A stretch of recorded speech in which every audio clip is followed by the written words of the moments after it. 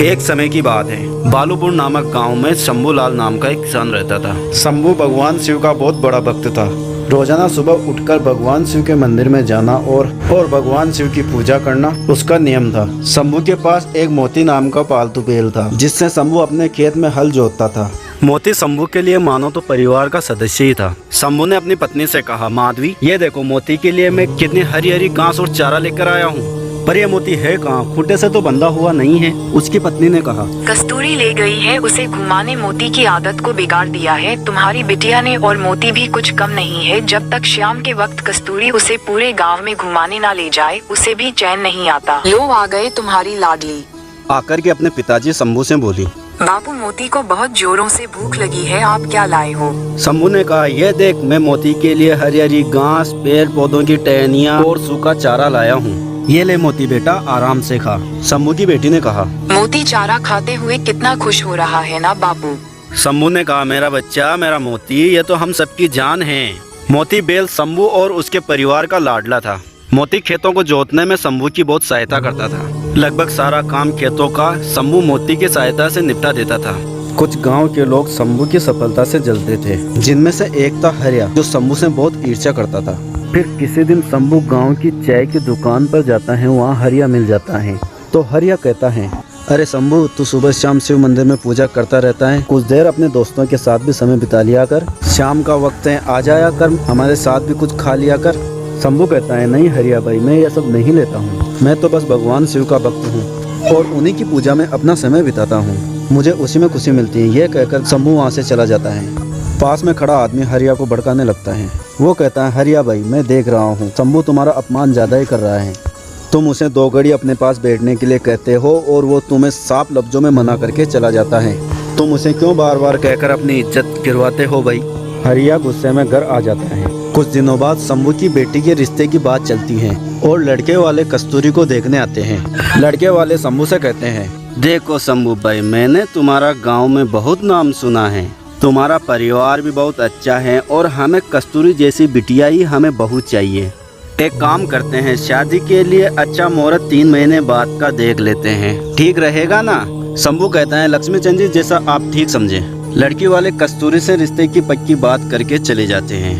फिर कस्तूरी की माँ माधवी कहती है शंभू से, अपने लड़के वालों से कह तो दिया, पर 3 महीने में हम इतने पैसे शादी के लिए कैसे जोड़ पाएंगे? शंभू कहता है, तुम चिंता मत करो माधवी, कुछ ही दिनों में नई फसल पर काम कर लेंगे, फिर उस फसल को बेचकर अच्छे पैसे मिल जाएंगे, फिर हम आराम से कस्तूरी की शादी कर सकते हैं। अब तुम मोती का भी ज्यादा ख्याल रखा करो, वो भी हमारे साथ बहुत मेहनत करता है।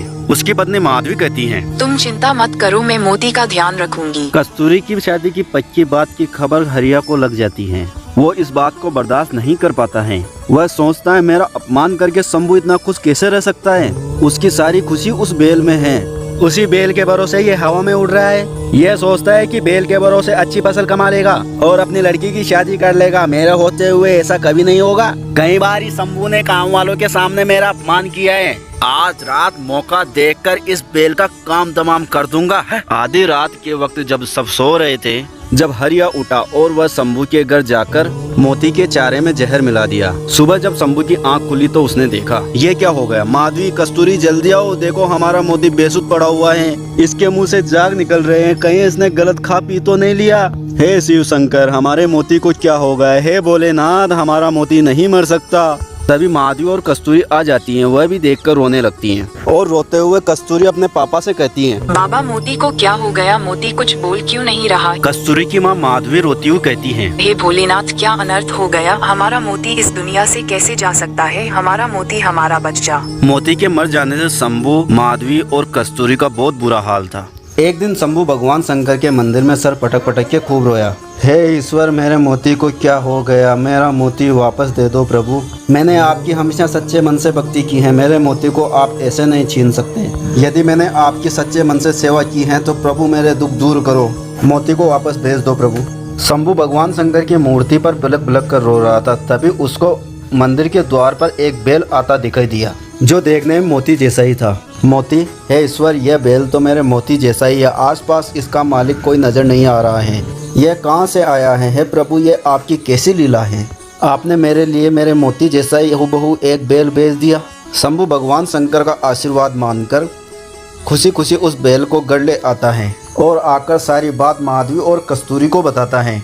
कस्तूरी कहती है, बाबा ये बैल तो बिल्कुल हमारे मोती जैसा ही है। मुझे तो ऐसा लगता है भगवान शंकर ने हमारे मोती बैल को वापस भेज दिया है। देखो बाबा, यह मुझे पहचानता है, मेरे हाथों से चारा भी खा रहा है। माधवी कहती है, हे शिव शंकर, आपने इस बैल को बेचकर हमारे सारे दुख दूर कर दिए, वरना मोती के बिना तो हम बिल्कुल अधूरे हो गए थे। मोती के रूप में इस बैल के आ जाने से शंभू की सारी परेशानियां दूर हो गई थी। मानो उस बैल में क्या जादू था। शंभू जब उस बैल से हल जोतता तो मिनटों में काम पूरा हो जाता। कुछ ही दिनों में शंभू के खेत फसलों से लहराने लगे। फसल पककर तैयार भी हो गए। शंभू ने अच्छे दामों में उसे बाजार में बेच भी दिया। कस्तूरी की शादी के दिन नजदीक आ रहे थे। शंभू उस बैल की मदद से खेत पर बहुत जल्दी काम करने लगा था। यह बात जब हरिया को पता चली तो उसने दोबारा अपनी चाल चलने की सोची। शंभू की तो खुशी का ठिकाना ही नहीं है। बड़े जोर शोर से अपनी बेटी की शादी की तैयारियां कर रहा है। इसके पास दूसरा बैल जब से आया है तब से ज्यादा खुश दिखाई दे रहा है। मुझे इसके दूसरे बैल को भी मारना होगा। सब सो चुके हैं। जल्दी से इस बैल के चारे में जहर मिला देता हूँ। ये भी मोती के पास ऊपर पहुँच जाएगा। हरिया जैसे ही उस बैल के पास जाता है, बैल मानो अपनी किसी जादुई शक्ति से अपनी रस्सी खोल लेता है और हरिया के पीछे भागने लगता है। हरिया चिल्लाता है, कोई बचाओ बचाओ, यह बैल मुझे मार देगा। हरिया की आवाज़ सुनकर शंभू बाहर आता है और कहता है, रुको मोती बेटा, हरिया के पीछे मत भागो। हरिया कहता है, शंभू भाई मुझसे गलती हो गई, मुझे माफ कर दो। मैंने तुम्हारे पहले बैल को जहर देकर मारा था। मैं इसे भी जहर देकर मारने वाला था और पता नहीं यह बैल कोई जादुई बैल है। इसने अपनी रस्सियां खोली और मेरे पीछे भाग पड़ा।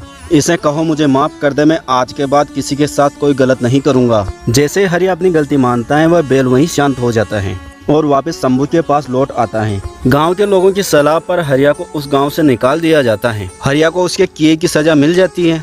शंभू धूमधाम से अपनी बेटी कस्तूरी की शादी करा देता है। शंभू और माधवी उस बैल को भगवान शंकर का आशीर्वाद मानकर उसके साथ खुशी खुशी रहने लगते हैं।